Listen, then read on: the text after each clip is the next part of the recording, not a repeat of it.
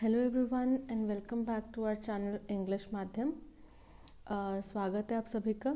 SSC CGL mains की series जो हमने स्टार्ट करी है रीडिंग कॉम्प्रिहेंशन की, उसमें तो अभी तक हम एसएससी सीजीएल मेंस को ध्यान में रखते हुए 5 लेक्चर्स कर चुके हैं ऑलरेडी रीडिंग कॉम्प्रिहेंशन के। ठीक है, ये रीडिंग कॉम्प्रिहेंशन जो हो रहा है वो एडिटोरियल बेस्ड हो रहा है। ओके, और रीडिंग कॉम्प्रिहेंशन पे ज़्यादा फोकस क्यों किया जा रहा है? क्योंकि एसएससी सीजीएल मेंस का मेजर पोर्शन आरसी का आता है और ग्रामर आप सब लोग करके प्री क्वालिफाई करके मेंस की तरफ पहुंचे हैं। ओके, पर बच्चे सबसे ज़्यादा डरते किस में? आरसी में, क्योंकि उनको लगता है कि ये बहुत टाइम कंज्यूमिंग है। ठीक है, इसमें टाइम जाता है क्योंकि पैसेजेस बड़े होते हैं। ठीक है, दूसरी चीज़ उनको ये डर रहता है कि हमारी वोकैब स्ट्रॉन्ग नहीं है कई बच्चों को, या फिर इसमें एक तो ज़्यादा टाइम लगेगा तो इतना टाइम क्यों वेस्ट करना। जबकि वो ये चीज़ भूल जाते हैं कि ये जो नंबर है इसमें आपके मिस्टेक होने के यानी कि गलती होने के चांसेस बहुत कम हो जाते हैं। वो कैसे कम हो जाते हैं मिस्टेक्स के चांसेस? क्योंकि एक पैसेज आपको ऑलरेडी दिया है, आपके सारे आंसर्स जो हैं वो इसी पैसेज के अंदर है। ठीक है, तो जैसे याद है हम बचपन में छोटी क्लासेस में थे, 5th-6th क्लास में, तो हमारे पास चैप्टर होता था, चैप्टर के पीछे क्वेश्चंस होते थे, उन क्वेश्चंस के सबके आंसर्स चैप्टर के बीच में से ही हमें मिल जाते थे। सेम कंसेप्ट है, आपको सारे आंसर्स जो है उसी पैसेज में से मिल जाएंगे।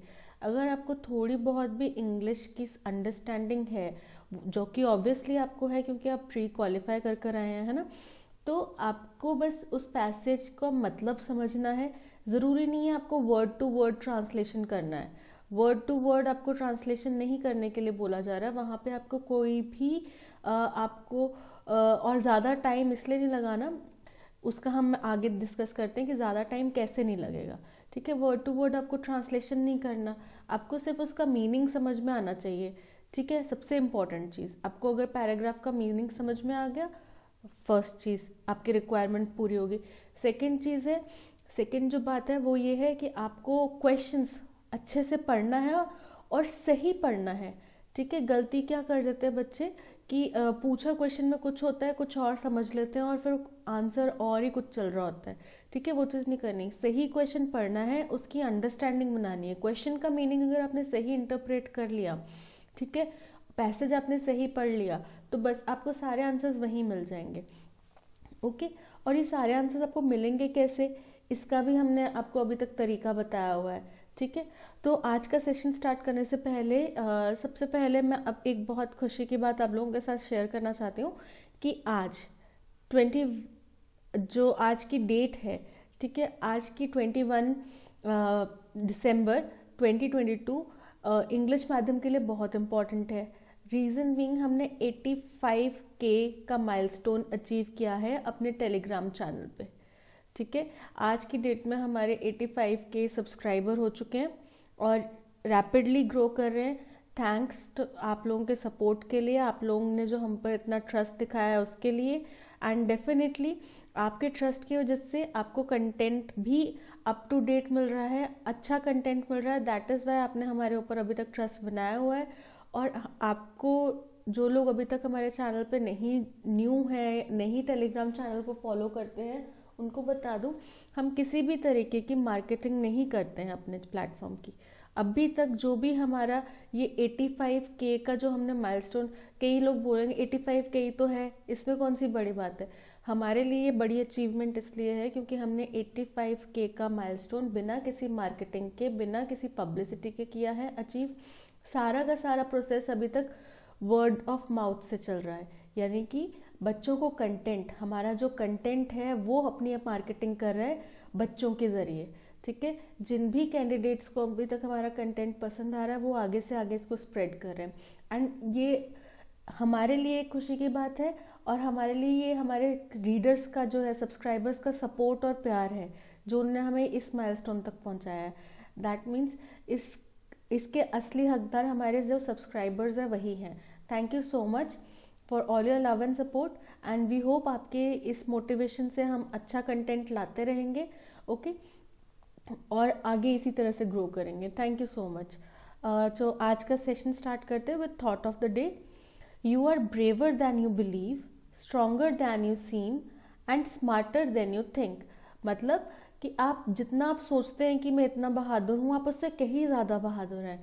जो आप सोचते हैं अपने बारे में कि मैं बस इतना ही स्ट्रांग हूँ या मैं बहुत स्ट्रांग नहीं हूँ, आप उससे कहीं ज़्यादा स्ट्रांग हैं। जितना आप समझते हैं कि आप स्मार्ट हैं, आप उससे कहीं ज़्यादा स्मार्ट हैं। ऐसा क्यों कहा जाता है?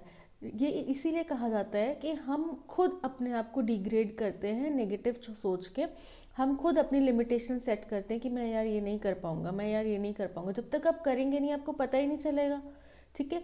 और कई दफ़े ऐसा होता है, मैक्सिमम टाइम हम लोग जो करने से पहले डर रहे होते हैं ना, वो चीज़ करने के बाद में हमें इतना कॉन्फिडेंस आता है, हमें पता ही नहीं होता कि हम ये चीज़ कर भी सकते थे। ठीक है। आप सोच रहे होंगे कि मैं 5 kg वेट, जिम में गया हूँ, 5 5 kg दोनों साइड 10 kg लगा के मैं नहीं कर सकता, लेकिन हो सकता है आप 2 सेट 3 सेट मार ही लें, है ना। क्या पता चलता है जब तक आप उसको अटेम्प्ट नहीं करेंगे। और सारा का सारा गेम आपके माइंड का है। ठीक है। माइंड में आपने सोच लिया, अगर आप माइंड में जीत गए मतलब आप सच में जीत गए, बिकॉज आप उसी तरफ वर्क करेंगे। ठीक है। सारी माइंड ट्रेनिंग होती है। अगर आपका माइंड ने आपको कह दिया कि हाँ मैं कर सकता हूँ, तो आप कर सकते हैं।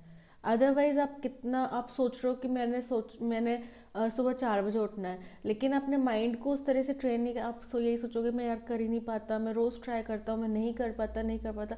वो नहीं कर पाता इतना परफेक्ट हो जाएगा ना आपके माइंड में, इतना परफेक्टली वो गड़ जाएगा, पत्थर की लकीर जैसा बन जाएगा। ठीक है।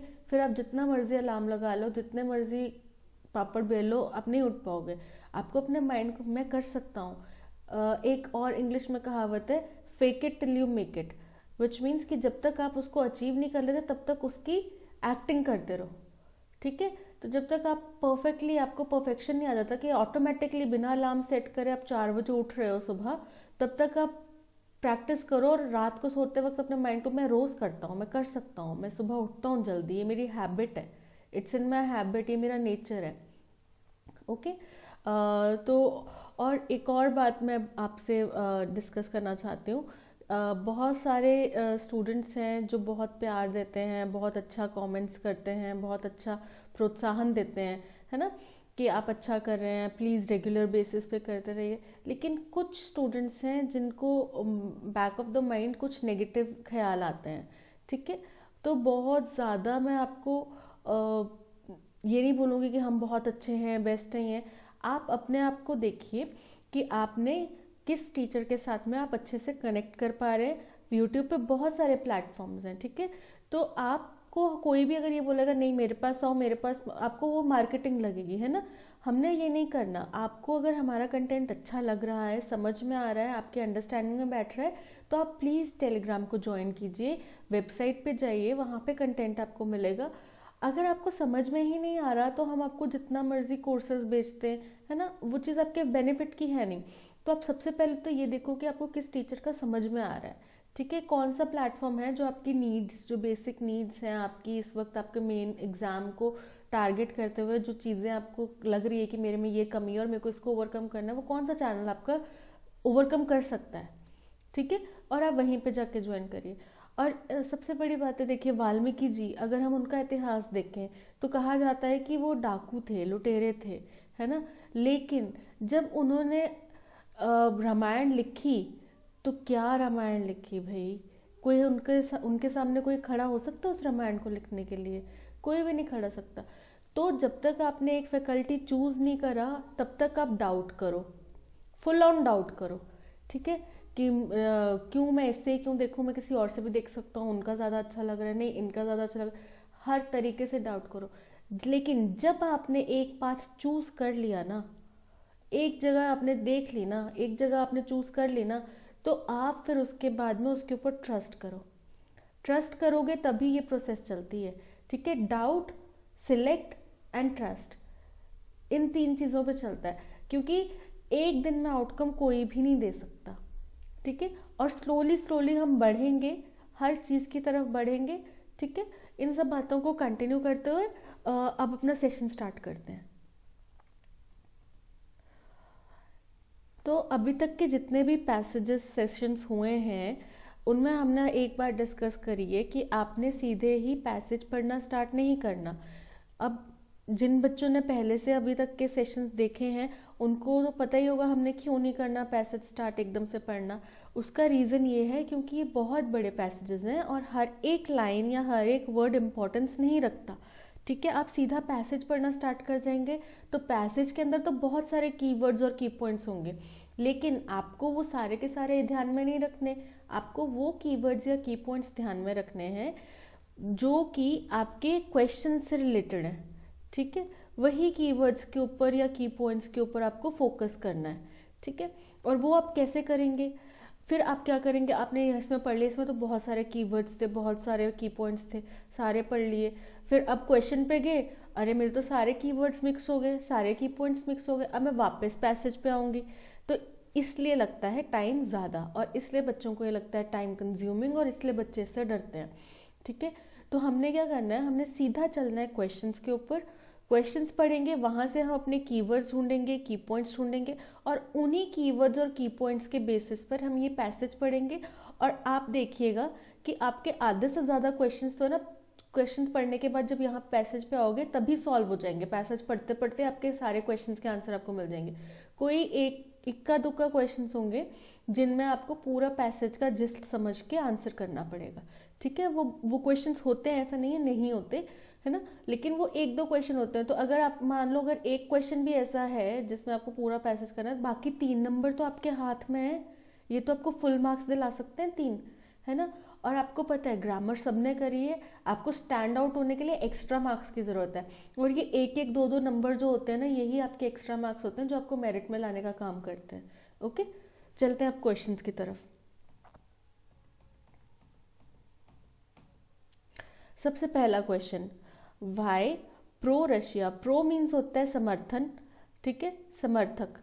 तो जो रशिया के समर्थक अलगाववादी हैं, अलगाववादी सेपरेटिस्ट अलगाववादी, are planning to hold referendum. Referendum होता है जनादेश, ठीक है, एक जनादेश लाने की क्यों कोशिश कर रहे हैं जो रशिया के समर्थक वाले अलगाववादी हैं। अब अलगाववादी क्या होता है, ये कोई स्टेट है, ठीक है, इसके अंदर ये यूक्रेन है, ठीक है, इसमें बहुत सारे पॉपुलेशन है।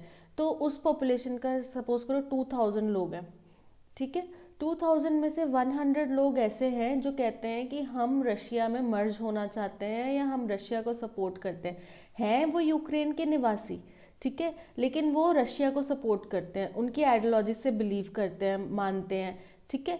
तो ये क्या होंगे, ये अंदर ही यूक्रेन में रह के यहीं का दाना पानी खा के, हवा बिजली पानी यहीं से अपनी इनकम सोर्स अर्न करके, और इसी को खोखला करने में लगे हुए हैं। कैसे, यहाँ पे भड़काऊ बयानबाजी करके, लोगों को भड़का के, या फिर कोई भी जैसा भी ये देख रहे हैं हम कि वो रेफरेंडम क्यों लाना चाहते हैं, एक जनादेश लाना चाहते हैं, ठीक है। तो ये क्या होते हैं, ये 100 लोग क्या हैं, ये अलगाववादी हैं, सेपरेटिस्ट हैं, ठीक है। तो ये कह रहे हैं जो रशिया समर्थक सेपरेटिस्ट हैं वो रेफरेंडम लाने के लिए क्यों बात कर रहे हैं। तो एक हमें कीवर्ड मिल गया, एक तो रशिया समर्थक जो सेपरेटिस्ट हैं वो, और रेफरेंडम, किसके कंटेक्स्ट में, रेफरेंडम। तो हमारा पहला कीवर्ड मिल गया। चलते हैं हम नेक्स्ट क्वेश्चन की तरफ। Why the Putin plan to attack on Ukraine from multiple fronts did not quite work. वो कह रहे हैं कि जो पुतिन का प्लान था कि यूक्रेन पे मल्टीपल फ्रंट से अटैक किया जाए, वो काम क्यों नहीं किया। मल्टीपल फ्रंट से अटैक करना मतलब ये यूक्रेन है, इसको इस दिशा से भी घेरो, इससे भी घेरो, इससे भी घेरो, इससे भी घेरो। एक तो ये हो गया मल्टीपल फ्रंट से अटैक करना, अगर हम मिलिट्री टर्म्स में बात करें। दूसरा, मल्टीपल फ्रंट पे अटैक करना मतलब क्या होता है कि इस पे एक तो हमने मिलिट्री अटैक कर रखा है, ठीक है, दूसरा इसकी इकोनॉमी पे अटैक किया। इकोनॉमी पे कैसे अटैक किया कि इनके जो भी यहाँ से जाने वाले या आने वाले जो एक्सपोर्ट इम्पोर्ट है वो बंद करवा दिए, या इनका जिनसे सपोज करो इंडिया से, वैसे तो इंडिया इनके अगेंस्ट में नहीं है लेकिन सपोज करते हैं, ठीक है, कि इंडिया से इनके अच्छे संबंध है और इंडिया को इनको मैक्सिमम एक्सपोर्ट आता है जहाँ से इनकी मैक्सिमम इनकम आती है, ठीक है। तो रशिया ने अपना पावर का इस्तेमाल करके इंडिया को प्रेशराइज करा कि आप इनसे सामान मत लो, ठीक है। तो ये हर फ्रंट पे मतलब हर मुद्दे पे इनको घेर रहे हैं, इनको कमजोर करने के लिए, ठीक है। तो अब हम पहले तो देखेंगे कि यहाँ पे मल्टीपल फ्रंट्स पे अटैक करने का मतलब क्या कह रहे हैं पैसेज में, ठीक है, और क्यों ये प्लान काम नहीं करा। तो हमें दूसरा कीवर्ड मिल गया कि पुतिन का मल्टीपल फ्रंट्स का अटैक करने का जो प्लान था यूक्रेन पे वो काम क्यों नहीं करा। Okay, why Putin went into Ukraine with limited forces in first place, कि पुतिन ने यूक्रेन पे जो कार्यवाही की वो शुरुआत में उनने बहुत कम पावर के साथ में, मतलब कम अपनी फोर्सेस यूज करके क्यों करी। फोर्सेस यानी कि सुरक्षा बल, ठीक है, अपनी आर्म फोर्सेस, ठीक है, आर्मी की बात कर रहे हैं यहाँ पे। तो वो कह रहे हैं कि यूक्रेन के ऊपर जब उनने पहली बार हमला करा, पहली बार जो आक्रमण किया वो कम आर्मी के साथ में क्यों किया। तो एक और कीवर्ड मिल गया कि कम आर्मी का यूज क्यों किया, ठीक है। What is the appropriate synonym of the highlighted word in the first paragraph? Readiness. अब फर्स्ट पैराग्राफ जब हम पढ़ेंगे तो हमें एक वर्ड मिलेगा रेडीनेस। वो कह रहे हैं इसका अप्रोप्रिएट, इन चारों में से इसका अप्रोप्रिएट सिनोनिम कौन सा है। रेडीनेस का मतलब होता है एकदम तैयार रहना। किस चीज़ के लिए तैयार रहना, किसी भी चीज़ के लिए एकदम बस उत्सुकता के साथ तैयार है, बस अभी बोलो अभी चल पड़ेंगे, है ना, वो चीज़। अब ये बाकी वर्ड्स का आपको मीनिंग भी बताएंगे, पर हम पैसेज पढ़ लेते हैं पहले। पैसेज में वो क्या कहना चाह रहे हैं, वैसे तो हमें इसका आंसर अभी यही मिल रहा है, ठीक है, पर हम फिर भी पैसेज पढ़ लेते हैं पहले।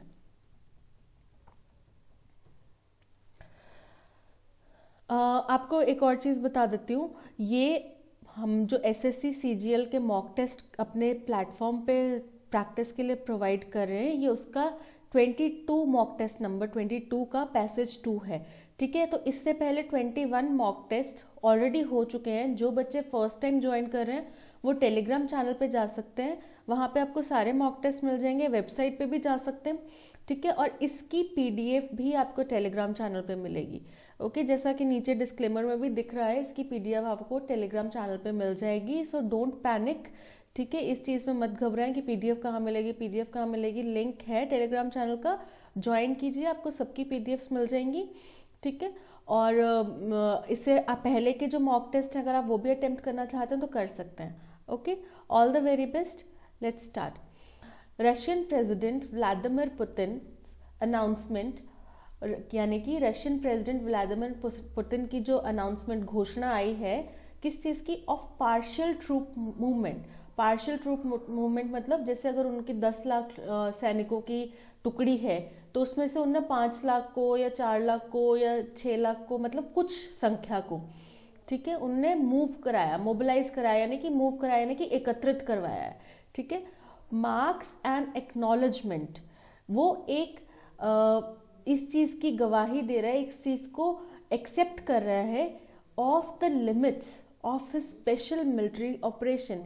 किस चीज़ को एक्सेप्ट कर रहा है कि उनका जो स्पेशल मिलिट्री ऑपरेशन था उसकी भी कुछ सीमितता थी, उसकी भी कुछ हदें थीं, ठीक है, इन यूक्रेन, यूक्रेन में।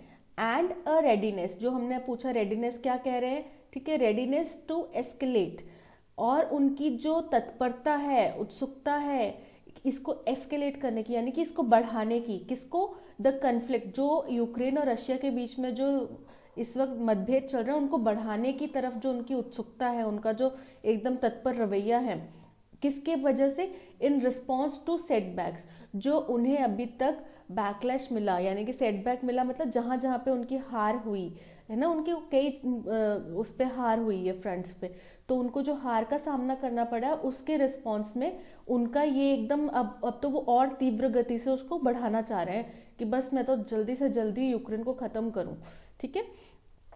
तो अब ये क्या चीज़ है कि ये उनको एक, हम इसको ये चीज़ देख सकते हैं कि उनको हार मिली, उनको हार एक्सेप्ट नहीं हो रही कि मैं इस इतने छोटे से, हो सकता है ये उनके माइंड में हो कि मैं इतने छोटे से कंट्री से कैसे हार जाऊं, या मेरी रेपुटेशन का क्या होगा, है ना, कुछ भी। लेकिन वो अपनी हार को, जो भी उनको थोड़ी बहुत भी हार मिली है उसको एक्सेप्ट नहीं कर रहे। अब उनने उसको, अपनी उस हार को वापस जीत में बदलने के लिए अपनी और टुकड़ी को, पूरी नहीं पर और टुकड़ियों को बुला लिया, ठीक है।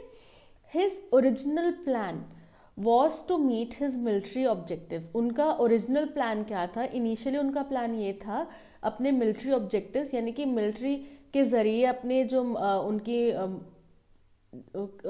वो थी इच्छा थी उसको पूरा करना था थ्रू अ लिमिटेड वॉर, कि छोटा सी लड़ाई होगी और उससे मतलब मेरी थोड़ी सी सेना जाएगी और छोटी सी कंट्री है, थोड़ी सी फौज है, उसको हराकर हम जीत जाएंगे।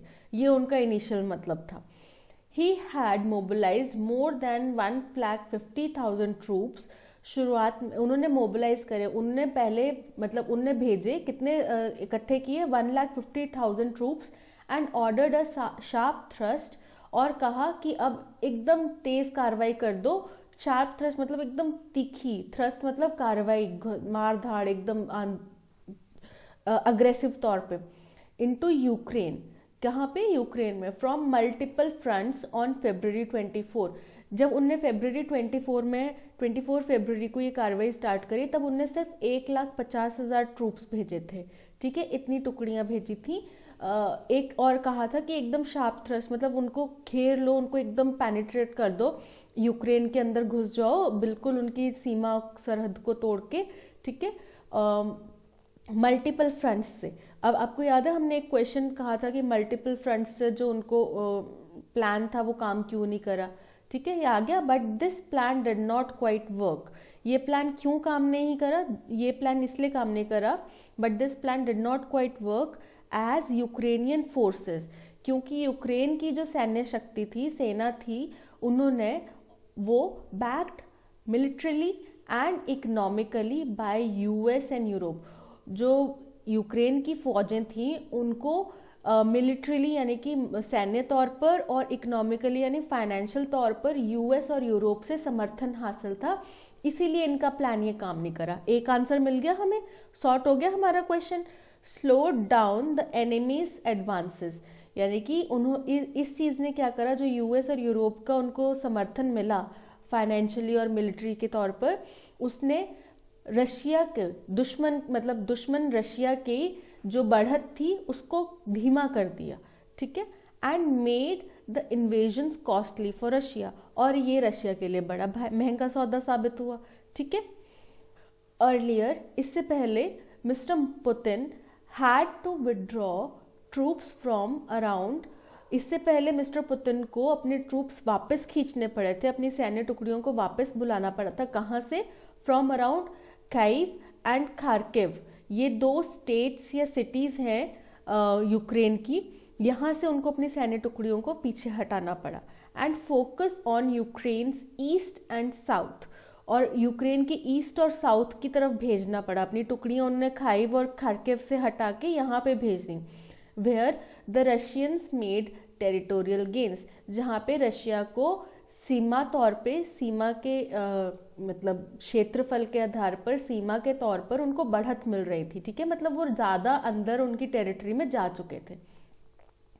But Russia suffered its first major battlefield defeat, लेकिन रशिया को पहली हार कहाँ मिली? फर्स्ट मेजर बैटलफील्ड, लड़ाई के मैदान में पहली हार कहाँ मिली? अर्लियर दिस मंथ, इस महीने के पहले शुरुआत में, इन खार्किव ओब्लास्ट, खार्किव ओब्लास्ट कोई जगह का नाम है, वहाँ पे उनको इस महीने की शुरुआत में पहली हार का सामना करना पड़ा। कहाँ पे? In the north east side में है ये यूक्रेन के, where its troops had to retreat, जहाँ पे उनकी सेना को वापस होना पड़ा। यहाँ से तो इनकी सेना को उन्होंने बुलाया था वापस, ठीक है, कि आ जाओ अब यहाँ पे हो गया, अब दूसरी साइड पे हमारे को अच्छी बढ़त मिल रही है, हम वहाँ पे चलते हैं। लेकिन खार्किव ओब्लास्ट में इनको अपनी सेना को यहाँ से दुम दबा के भागना पड़ा, ठीक है, in the face of a lightning Ukrainian counter offensive. किसकी वजह से? फेस ऑफ मतलब इसकी वजह से। किस वजह से? जो उनने एकदम तेज गति से यूक्रेन ने काउंटर ऑफेंसिव एक्ट दिखाया है। काउंटर ऑफेंसिव मतलब जवाबी कार्रवाई की है यूक्रेन ने, उसकी वजह से उनको वापस हटना पड़ा, उनके ट्रूप्स को वहां से भागना पड़ा।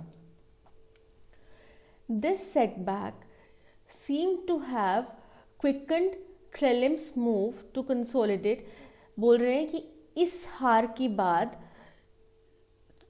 क्या हुआ, जो क्रेलिम है वहाँ के जो मिनिस्टर हैं सीम टू हैव क्विकन्ड, उन्होंने क्या किया कि अपना जो कंसोलिडेट करना, मतलब अपनी जो ताकत को इकट्ठा करना, अपनी स्थिति को मजबूत करना, ठीक है, कहाँ पे, इन कैप्चर्ड यूक्रेनियन टेरिटरीज, जो भी उन्होंने यूक्रेन की टेरिटरीज, रशिया ने यूक्रेन की टेरिटरीज जहाँ जहाँ पे भी कैप्चर करी थी, वहाँ पे क्रेमलिन का जो मूव था वो ऐसा लगा कि अब वो अपनी ताकत को मतलब अपनी स्थिति को वहाँ पे मजबूत कर रहे हैं, ठीक है। प्रो रशिया सेपरेटिस्ट, जो अब रशिया समर्थन के जो अलगाववादी थे, कहाँ पे, इन लोहांस्क, डोनेट्स्क इन द ईस्ट, ये 2 स्टेट्स जो हैं वो ईस्ट के हैं, एंड खेरसोन एंड ज़ैपोरिज़्या, ये जो 2 स्टेट्स हैं इन साउथ, ये साउथ के स्टेट्स हैं। यहाँ पे अलगाववादी क्या प्लान कर रहे हैं, are now planning to hold referendums. आ गया ये एक क्वेश्चन, आपको कीवर्ड याद है, हमने अलगाववादियों के रिलेटेड जो रेफरेंडम था उसकी बात करी थी। On joining the Russian federation, उनने रशियन फेडरेशन को ज्वाइन करने के लिए एक रेफरेंडम लाने की, रेफरेंडम यानी जनादेश लाने की कोशिश कर रहे हैं। कहाँ कहाँ पे, लोहांस्क और डोनेट्स्क और ईस्ट में, और खेरसोन और वैसे इन सिटीज़ के नाम हमें इंपॉर्टेंस नहीं रखते, यहाँ पे बैठ के हम जीके नहीं अपनी इम्प्रूव कर रहे, ओके, हमें मेन फोकस करना है मार्क्स के ऊपर।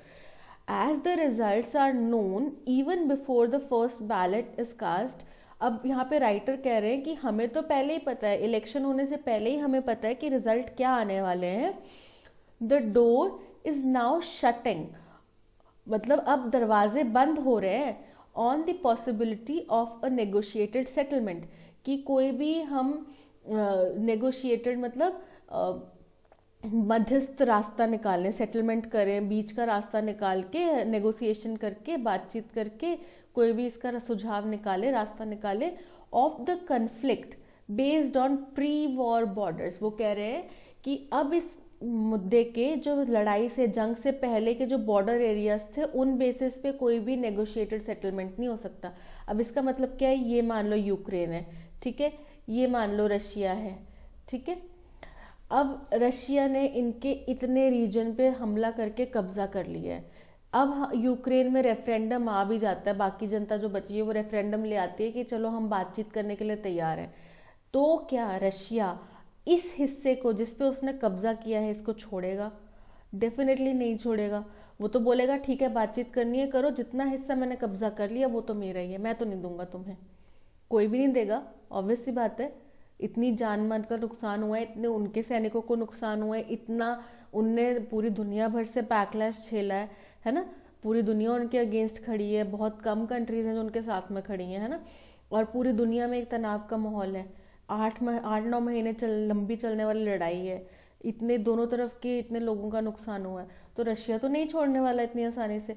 तो वो ये कह रहे हैं कि हमें पता है कि रिजल्ट क्या आएगा बैलेट का, लेकिन जो पॉसिबिलिटी है कि लड़ाई से पहले के जो मैदान थे, जो सीमाएं थी, उनके बेसिस पर कोई भी बातचीत हो, ये पॉसिबल नहीं है, इसके दरवाजे बंद हो चुके हैं अब, ठीक है।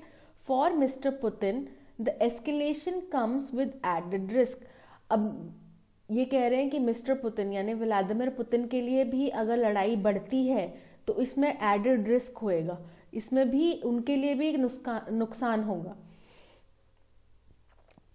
He went into Ukraine with limited forces in the first place। वो कह रहे हैं कि वो यूक्रेन में जंग करने गए थे बहुत कम सैन्य टुकड़ी लेके, पहली दफ़ा जब गए थे। आगे एक और की पॉइंट याद है आपको, हमने अभी क्वेश्चंस में पढ़ा था कि लिमिटेड फोर्सेस के साथ में फर्स्ट प्लेस में क्यों अटैक करा, ठीक है, क्यों किया। अब देखो आंसर भी मिल गया, because he knew that a general mobilisation, general मतलब पूरी सैन्य टुकड़ी के साथ में अगर उन्होंने हमला किया तो क्या होगा, विच would need nationwide conscription, यानी कि उनको अपने पूरे देश की सहमति चाहिए होगी, ठीक है, उनको अपने पूरे देश को उसमें मंजूरी देनी पड़ेगी। देखो अगर हम आज अगर इंडिया पाकिस्तान की वॉर हो जाता है, इंडिया ने पाकिस्तान के ऊपर अगर हमला करना है, एक पूरी से हमने सर्जिकल स्ट्राइक किया था पर वो एक बहुत छोटी टुकड़ी के साथ में किया था, ठीक है। अगर हमने पूरे पाकिस्तान को टेक ओवर करने की सोचनी है, वहाँ पे हमला करना है, तो हमें अपने जो ऑपोजिशन पार्टीज़ हैं, लेफ्ट पार्टीज़ हैं, उनको मनाना पड़ेगा। पहले जनता को तो समझाना पड़ेगा कि हम क्यों कर रहे हैं, हमारे लिए क्यों मैंडेटरी है, क्यों ज़रूरत पड़ेगी इस चीज़ की, है ना। तो वो चीज़ है, और ये उनको ये चीज़ करनी पड़नी थी, दैट कुड बी अनपॉपुलर, जो कि सही नहीं होता, वहाँ पे लोग इसको मंजूरी नहीं देते, अनपॉपुलर होता, ठीक है। मतलब ज़्यादा वो सराहा नहीं जाता, उसको एक्सेप्ट नहीं किया जाता। बट ऑलमोस्ट 8 months लेटर, लेकिन अब 8 महीने बाद, his war has not only failed, उनकी लड़ाई ना सिर्फ फेल हुई है, किस चीज़ में, to meet its declared objective, जो उन्होंने कहा था कि हमें ये चाहिए उनसे, हम इस लड़ाई के ज़रिए ये हासिल करना चाहते हैं। 8 महीने बाद भी अभी तक वो चीज़ हासिल नहीं हुई, जिसमें मतलब वो फेल हो गए। विच इंक्लूड्स क्या थे उनकी, क्या ऑब्जेक्टिव्स थे उनके, विच इंक्लूड्स यूक्रेन्स डीमिलिटराइजेशन, यानी कि यूक्रेन की मिलिट्री को निरस्त करना, यूक्रेन की मिलिट्री को एकदम निस्तो नाबूद कर देना, यानी कि यूक्रेन की मिलिट्री बिल्कुल ख़त्म हो जाए। ओके, इसका मतलब ये नहीं कि उनके सारे सैनिकों को मार देना। अब अफगानिस्तान में आपको पता है क्या हुआ है, वहाँ से मिलिट्री भाग गई है ना, और जो मिलिट्री के थे उनको उनने पकड़ के अपने कब्जे में कर लिया है, या तो उनको अपने साथ में काम करवा रहे हैं, है ना। तो वो चीज़ होती है demilitarisation. But also has also seen a reinvigorated NATO। रीइन्विगोरेटेड मतलब ज़्यादा दोबारा जगा देना, सोए हुए को जगा देना। पर इसने सिर्फ उनका ये था कि डीमिलिटराइजेशन करना है, लेकिन उसमें वो फेल हो गए। और साथ में उन्होंने क्या किया, उन्होंने नाटो को, सोए हुए नाटो को भी जगा दिया, थ्रोइंग इट्स कलेक्टिव वेट। जिसने क्या किया, नाटो ने क्या किया, अपना सारा का सारा, थ्रोइंग इट्स कलेक्टिव वेट मतलब अपनी सारी ताकत झोंक दी यूक्रेन के समर्थन में, बिहाइंड यूक्रेन मतलब यूक्रेन के समर्थन में, and expanding itself further into Russia, और अपने आप को उसने बढ़ा लिया। किसने, नाटो ने बढ़ा लिया, कहाँ पे, इनटू रशियन बॉर्डर्स, यानी कि रशिया की सरहदों के अंदर में उसने अपने आप को बढ़ा लिया। कैसे, by taking Finland and Sweden as its member. उसने फिनलैंड और स्वीडन, जो कि रशियन टेरिटरीज के अंडर में आते हैं, उनको अपना मेंबर बना लिया, ठीक है, और रशिया के अंदर पेनिट्रेट कर दिया। Okay, mister Putin and his defence minister, mister Putin और उनके जो डिफेंस मिनिस्टर हैं सर्गेई शोइगु, एक्नॉलेज्ड, उन्होंने ये माना है द चैलेंजेस ऑन वेनसडे, उनने माना है कि चैलेंजेस थे और हैं, वेनसडे को उन्होंने एक्सेप्ट कर लिया।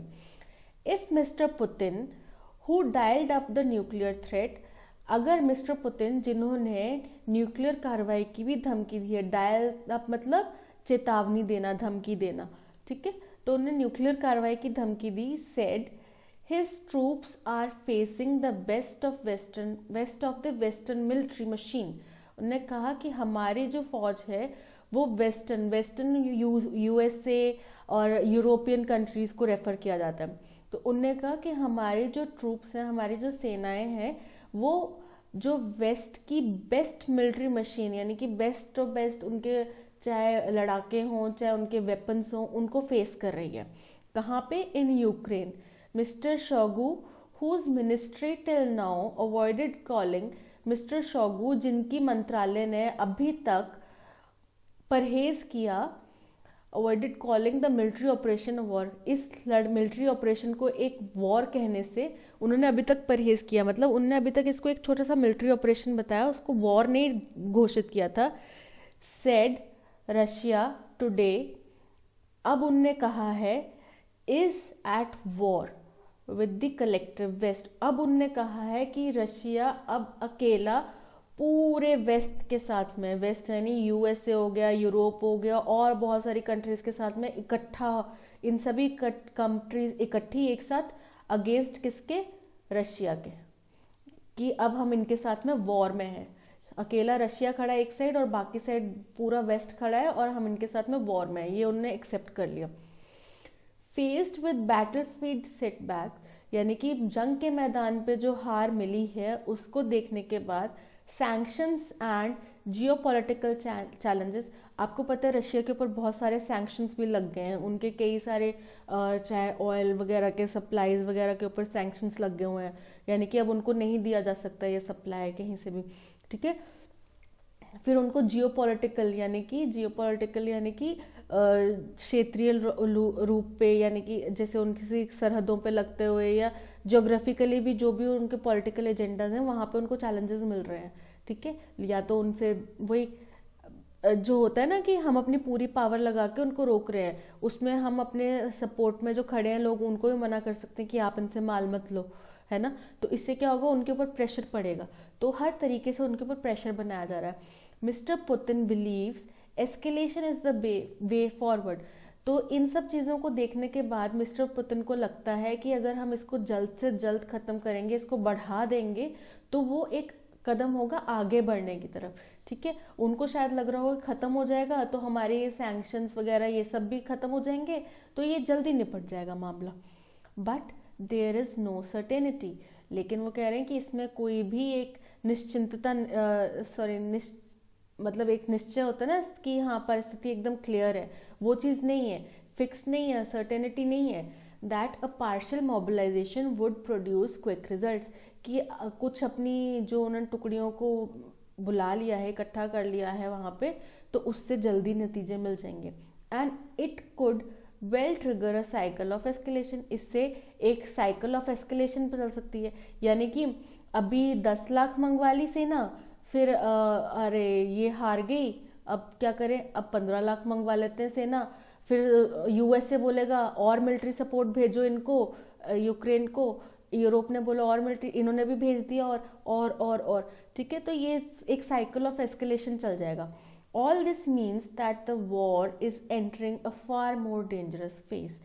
इस सब का मतलब यही है कि अब ये वॉर जो है ये ज़्यादा एक भयानक स्थिति में आ चुका है, ठीक है, इसमें एंटर कर रहा है। ओके, ये कह रहे हैं। अब हमने देखा, हमें अपने 3-4 क्वेश्चंस के आंसर पढ़ते पढ़ते मिल गए, अब हमने आंसर चल के देखने हैं। ओके, सबसे पहला, प्रो रशिया सेपरेटिस्ट रेफरेंडम क्यों लाना चाह रहे हैं, क्यों लाना चाह रहे हैं ये रेफरेंडम? ताकि वॉर खत्म कर सके, ए ऑप्शन। रशिया फेडरेशन को ज्वाइन करने के लिए, to demand for nationwide conscription, to call for demilitarisation in Ukraine. क्या यूक्रेन के लोग ये चाहते हैं कि वहाँ की मिलिट्री ख़त्म हो जाए?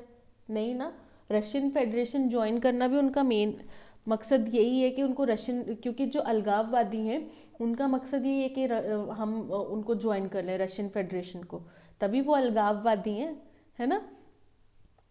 तो option B is the correct answer.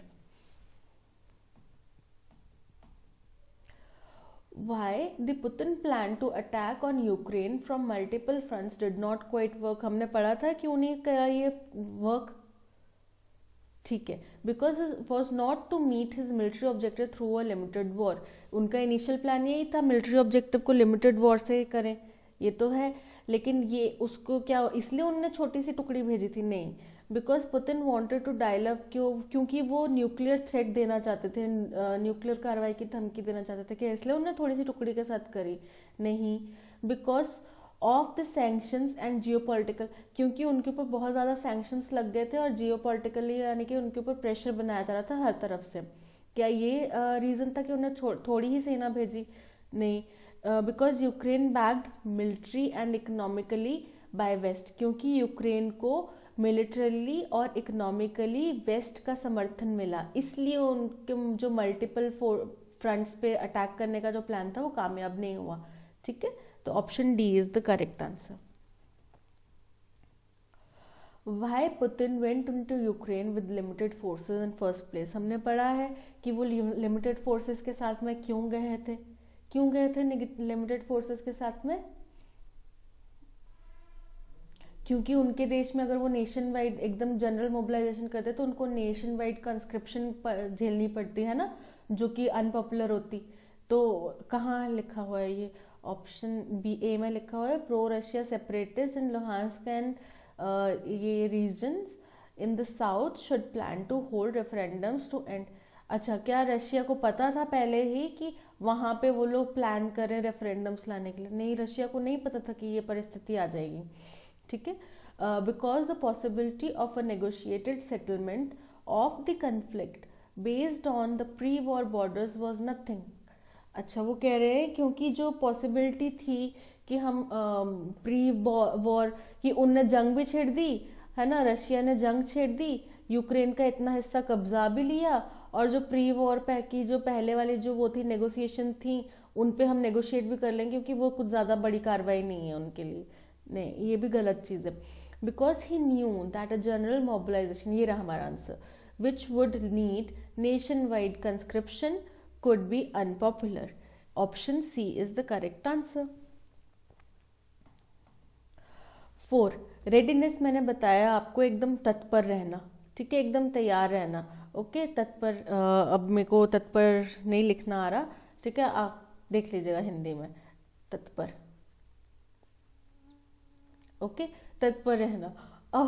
Promptness का मतलब भी होता है तत्पर रहना, एकदम मुस्तैद। रिकॉग्निशन का मतलब होता है मान्यता देना, पहचान देना। एब्सर्डिटी का मतलब होता है मूर्खता। डिफीट का मतलब होता है हारना, हार मान लेना या हार जाना या हराना। ठीक है, तो हार से रिलेटेड है डिफीट का मतलब। तो तत्पर मीन्स डेफिनेटली प्रॉम्प्टनेस। ये था आज का सेशन।